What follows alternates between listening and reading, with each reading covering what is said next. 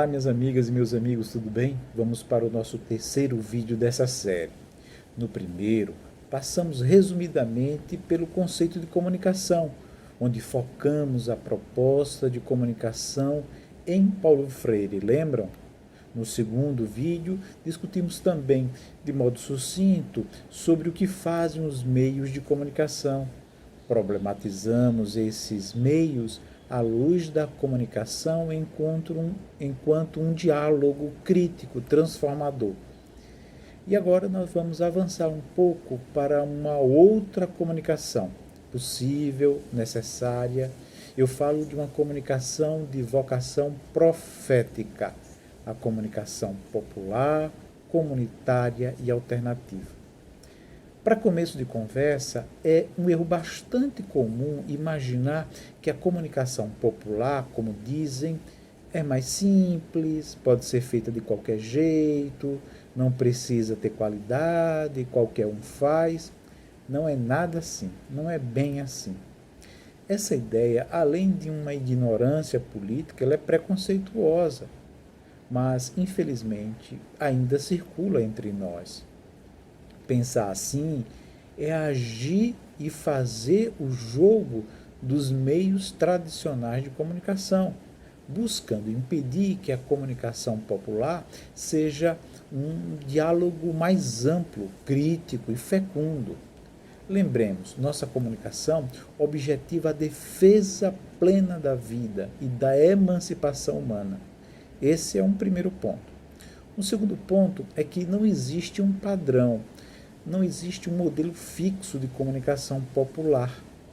As bases teóricas sobre a comunicação nos ajudam em um processo de reflexão sobre ela, o que contribui sobremaneira para um bonito processo de realizar o encontro, o diálogo, a interação, que tem por norte as premissas de um comunicar que seja humanizado, crítico e libertador.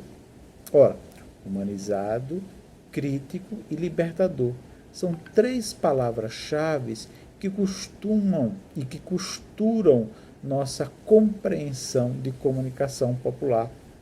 Uma comunicação, além de popular, alternativa e comunitária. E isso dá forma a uma espécie de ética do compromisso de todas e de todos nós na comunicação. Lembra, por exemplo, a professora Cecília Peruso, que atravessa a ideia de comunicação popular a concepção de cidadania e de transformação social. Ela esclarece que se trata de um comunicar que seja comprometido com os movimentos sociais e organizações de base popular sem fins de lucro, que se orienta na transformação da realidade, entendida no sentido de aprofundar e ampliar a conquista dos direitos de cidadania.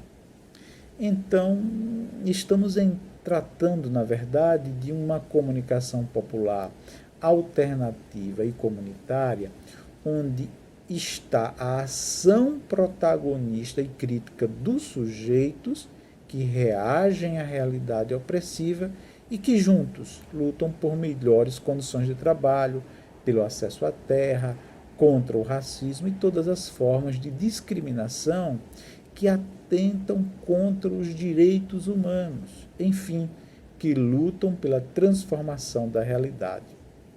No Brasil, a luta pelo direito de falar e de mostrar, isto é, de agir de algum modo na comunicação, é muito antiga e remete inclusive ao período colonial.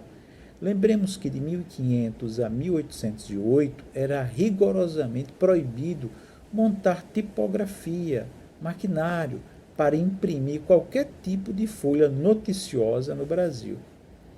No fundo, nossa história, a história do povo, é mais de censura, de silenciamento, do que de liberdade de expressão. Para que algumas partes das nossas camadas populares tivessem algum direito e direito de expressão, foi preciso muita luta, muita resistência, jornais clandestinos, prisões, rádios comunitárias destruídas, inclusive, ações sempre reprimidas com extrema violência pelo Estado. E aí eu pergunto, diante desse quadro, qual foi a comunicação que prevaleceu entre nós? Claro, a resposta está aí, não é?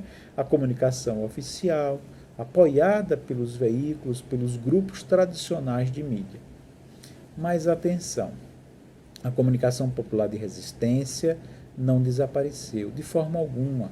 Por vários meios, por vários jeitos, as camadas chamadas subalternas, os mais pobres, os populares, os de baixo, sempre se manifestaram, sempre buscaram meios para externar a insatisfação contra a carestia, por exemplo, contra a opressão, a violência, as desigualdades sociais. Lembro aqui que o movimento dos anarquistas, os movimentos sindicais, as organizações políticas, as organizações religiosas, inclusive, né, a duras penas, mantinham jornais alternativos e clandestinos, os cordéis, as músicas, os teatros, as danças populares, os encontros com a comunidade, com os cartazes, com danças, etc. Nessa trajetória, essas resistências se mantiveram nas lutas operárias, nos movimentos do campo e da cidade, principalmente ligados à Igreja Católica, com a pastoral operária, fundamentais na resistência no Brasil durante a ditadura militar. O fato é que o surgimento da comunicação popular, alternativa e comunitária é muito antigo e um pouco incerto, mas se sabe que essa comunicação está intimamente ligada aos processos históricos onde estão as mobilizações e as reações das organizações das classes populares. Vejam, isso tem relação direta com a atuação das comunidades eclesiais de base, as SEBs, lá dos anos 60. Por exemplo, o método ver, julgar e agir das SEBs, com a qual se dialogam criticamente sobre os problemas mais próximos da vida da comunidade, é um nítido modo de comunicação do tomar a palavra pelos oprimidos e silenciados da sociedade. Graças a esses movimentos na história é que surgiram vários jornais, rádios e outras experiências de comunicação envolvendo inclusive educação e cultura, constituindo-se assim uma espécie de teia e de uma ideia geral de comunicação popular. Com as comunidades eclesiais de base, encarnadas profundamente na vida do povo, das populações mais pobres, dos desfarrapados do mundo, como diz Paulo Freire, né, emergiu, também como identificou Frei Beto, uma multiplicidade de boletins diocesanos, de folhetos litúrgicos, de literatura de cordel, de cadernos de formação, a grande maioria elaborada pelos próprios militantes do meio popular. É isso, veja, a comunicação popular surge de mobilizações das classes subalternas que fazem de sua situação o fator de aglutinação das pessoas para a superação desse quadro. Um movimento que não é fazer comunicação por comunicação, mas fazer da comunicação uma ação prática de encontro, de um processo transformador no qual o componente comunicacional se une aos componentes pedagógico e organizativo, como bem disse a professora Denise Kogo. O fato é que hoje as práticas de comunicação popular alternativa e comunitária ultrapassaram os círculos das SEBs e se espalharam em muitas cidades, nas áreas urbanas e rurais, com forte ligação com associações de moradores, com grupos políticos e coletivos identitários, culturais, econômicos, educativos, de saúde, etc. Mas sempre buscando ser um lugar de acolhimento, de organização, de solidariedade, de uma pedagogia crítica e libertadora, de mobilização, ou seja, nós estamos falando de uma comunicação que é de uma ação política em defesa da vida, da participação e da emancipação dos sujeitos. Em resumo, como disse a professora Cecília Peruso, trata-se de uma comunicação popular como um despertar de pessoas, de camadas sociais e dos povos inteiros silenciados para buscar as condições de vida mais dignas, pautadas pelo direito de interferir no processo histórico, com vontade de se posicionar como sujeitos e com o anseio de se realizar como espécie humana. De certa forma, podemos tomar então as expressões comunicação popular, alternativa e comunitária como sinônimos, mas apenas quando se referem às lutas de segmentos subalternos para a sua emancipação. Percebe? Porque no fundo, existem pequenas características próprias em cada um desses processos. Então, vamos tentar, de forma resumida, para efeito didático, separar cada característica dessa comunicação. A comunicação, para ser popular, nós já vimos, precisa ter participação direta das pessoas, do povo, participação discutindo e definindo coletivamente os temas, as abordagens, as formas, as falas, as imagens, os textos, mas sempre de modo crítico, que ajude no esclarecimento, no conhecimento, na realidade, claro, sempre a partir das lógicas e da lógica dos oprimidos, dos subalternos, dos de baixo. Aqui se estabelecem, na verdade, diálogos no processo, encontros no processo, emergindo uma espécie de consciência da necessidade de mudar essa realidade, de interferir nos problemas.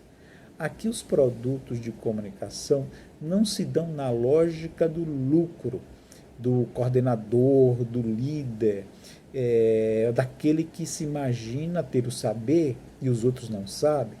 Não ocorre na lógica do particular, do privado, mas do comum. Isso é muito diferente dos jornais, das emissoras de rádio e TV que se dizem populares. Ali há dono, há interesse no lucro, interesses privados de grupos. Neles, o povo só aparece muitas vezes como objeto para a sua própria criminalização, através do sensacionalismo. Muitos desses meios de comunicação que se dizem populares, são comerciais populares, usam a condição do popular apenas para lucrar com a exploração exatamente das camadas mais pobres. Estes meios que se dizem populares não querem a libertação do povo, muito pelo contrário.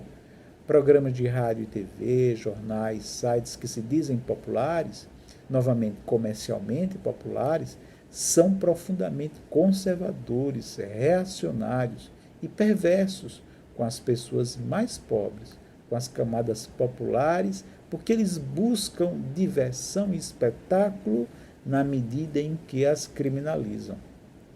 Tudo isso é inversamente proporcional à comunicação popular na concepção de que estamos trabalhando, de base libertadora e dialogal. Bom, dito isto, chama a atenção de que a comunicação popular que estamos trabalhando precisa e pode se ampliar para além do popular, sendo também comunitária.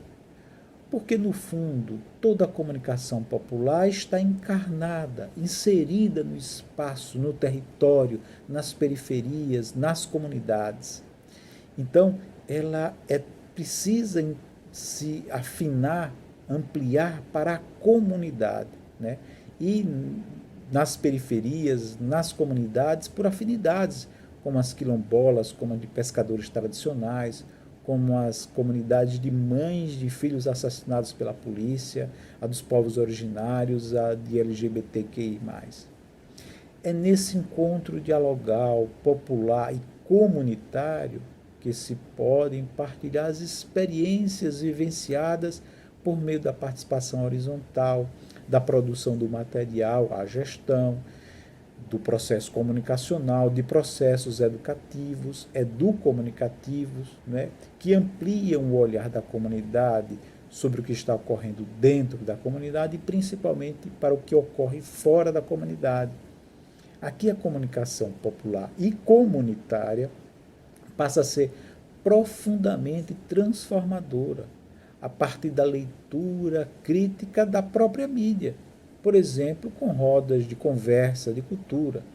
A comunicação comunitária, popular comunitária, objetiva, na maioria das vezes, dá visibilidade às comunidades consideradas à margem da sociedade, mostrando um outro lado que a maioria das vezes a grande mídia não mostra. Por isso, também a comunicação comunitária, popular comunitária, se situa no âmbito da chamada democratização da comunicação e na amplificação das vozes. Em outras palavras, a comunicação popular comunitária atua no chamado contrafluxo comunicacional, em um momento em que a mídia tradicional se coloca cada vez mais como legitimadora de discursos que frequentemente deturpa a imagem dos mais pobres para reafirmar os processos de exclusão. A comunicação popular comunitária tem sua preocupação geralmente voltada aos projetos mais localizados de transformação social, como políticas públicas que digam respeito ao bairro, à comunidade. Ela também está a serviço da cultura local, da diversidade musical e artística, por exemplo, sempre considerando a diversidade da comunicação, porque, olhe, nenhuma comunidade é homogênea e sem conflitos. Além disso, a comunicação precisa ser popular e comunitária, mas também precisa ser alternativa. Ora, alternativa ao quadro de injustiça e de opressão, de violência, de desigualdade, que é a nossa realidade. Ou seja, alternativa aos meios de comunicação tradicionais, alternativas às mídias tradicionais, né, que quando aparecem nas comunidades não trazem as personagens mais importantes do bairro, as atividades de solidariedade, da associação, da igreja, etc. Estamos tratando, então, de uma comunicação popular, comunitária e alternativa, independente dos poderes privados e públicos. Em resumo, a comunicação de base popular e libertadora é a possibilidade de se realizar uma comunicação popular, comunitária e alternativa, uma ação, um movimento permanente de participação, de intervenção e de transformação. É fazer comunicação com as pessoas e não para as pessoas, para a comunidade. Não para o povo, mas com o povo. A comunicação de base popular e libertadora deve ser entendida como um diálogo, um encontro de experiências alternativas e comunitárias, de cunho popular e numa mesma localidade, geralmente nas periferias do sistema, de dentro para fora e de fora para dentro. Reforço aqui, não estou tratando rigorosamente de produtos de comunicação, nem das práticas. Eles são muito importantes. O que eu chamo a atenção aqui é para o processo de uma comunicação que emerge da ação dos grupos populares. Ou seja, existe muito forte aí o caráter mobilizador coletivo, de conscientização, de análise crítica, de intervenção, de transformação, que é liderado por movimentos e organizações populares como a SEDES.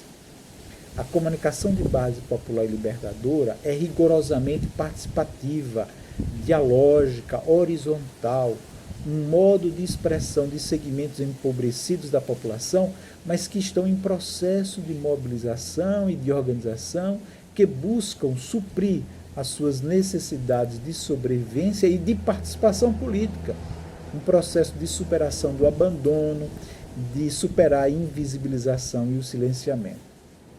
A comunicação de base popular e libertadora é um dos modos de ser e estar juntos, como disse Paulo Freire, mas principalmente onde os mais pobres e discriminados sejam os geradores e sejam os protagonistas da comunicação. Os conteúdos, as mensagens, a estética dessa comunicação é um convite, ou deve ser um convite, ao encontro para fazer pensar, para abrir os olhos, a mente e o coração, para iluminar, para tomar consciência da realidade, gerar discussão, e aí a nova idade, a novidade. E tudo isso, minha gente, é educativo e libertador, porque quebra a lógica da dominação e se dá a partir não dos de cima, mas a partir dos de baixo. Em síntese, a comunicação popular alternativa e comunitária, isto é, uma comunicação de base popular e libertadora, se caracteriza como expressão das lutas populares por melhores condições de vida, que ocorrem a partir dos movimentos populares e representam um espaço fantástico para a participação democrática do povo.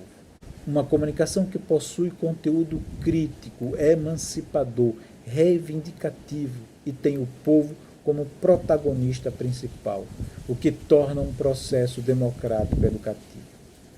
É um instrumento político das classes subalternas para externar sua concepção de mundo, seu anseio e compromisso na construção de uma sociedade mais igualitária e socialmente justa. Em resumo, podemos perceber, ao tratarmos da comunicação popular, alternativa e comunitária, que estamos a lidar com várias possibilidades de formulação, de práticas e de produtos. Essa comunicação tem uma feição presencial, através dos diálogos, das conversas, dos encontros pessoais, de modo interpessoal e grupal, com música, com teatro, com encontros. Há também o modo impresso, seja por meio de panfletos, boletins, fanzines, jornaizinhos, cartazes, faixas, etc. Há também a ação sonora, com carro de som, com bicicleta de som, com alto-falante, com rádio comunitária, além da ação audiovisual, com a produção e distribuição de vídeos de TV de rua, por exemplo, com o cinema popular, com o canal comunitário de TV a cabo. Sim, claro, ainda podemos e devemos exercitar a comunicação popular, alternativa e comunitária, também na chamada versão online, com os blogs, com websites, com comunidades virtuais, com redes e mídias sociais, emissoras de rádio e TV web, etc. Mas atenção, esse tipo de comunicação não é santa, pura, livre de pecados, ao contrário. Ela também, mas atenção, esse tipo de comunicação, 3, 2, 1, mas atenção, esse tipo de comunicação também não é santa, pura, livre de pecados, ao contrário, ela também tem suas distorções, contradições, equívocos, geralmente produzidos por nós, que dizemos que fazemos comunicação popular por nossa falta de humildade, muitas vezes, e por uma falta de um exercício crítico, de uma consciência crítica do mundo e de clareza de nossa tarefa nesse lugar. E para terminar, relembro que a comunicação de base popular e libertadora precisa, minha gente, nos incomodar, porque ela precisa mexer com nossa condição muitas vezes autoritária, de donos do saber, de quem quer controlar a comunicação, de quem quer impor nossas vontades.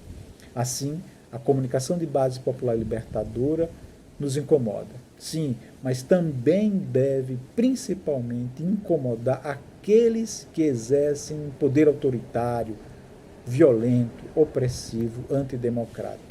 Essa é uma comunicação que mexe, movimenta, balança o mundo, incomoda, que denuncia as injustiças e que anuncia a esperança.